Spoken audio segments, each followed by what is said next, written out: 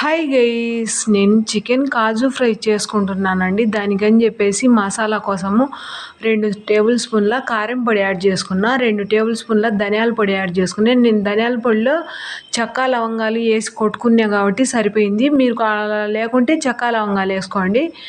ఒక 3 టేబుల్ స్పూన్లమైన కొబ్బరి పొడి యాడ్ చేసుకున్నా, కొన్ని గసగసాలు యాడ్ చేసుకున్నా, కొన్ని మిరియాలు యాడ్ చేసుకున్నా, ఒక 7-8 మిరియాలు యాడ్ చేసుకున్నా. మిరియాలు యాడ్ చేసుకొని ఇంకా దాన్ని తెల్లవాయిలు వేసుకున్నా, ఒక 4 కొంచెం అంత అల్లం వేసుకొని బాగా మిక్సీ పట్టి పక్కన పెట్టేసుకున్నా. చికెన్ ముందుగానే నేను శుభ్రం చేసి ఉప్పు పసుపు వేసి ఉడకబెట్టి పెట్టుకున్నానండి. ఇంకా దాంట్లోనే నేను ఆయిల్ వేసేసుకొని బాగా కలబెట్టుకొని ఇంకా తర్వాత ఆ మసాలా యాడ్ చేసుకున్నా. ఆ మసాలా అంతా ఉంది కదా, అది యాడ్ చేసేసుకున్నా.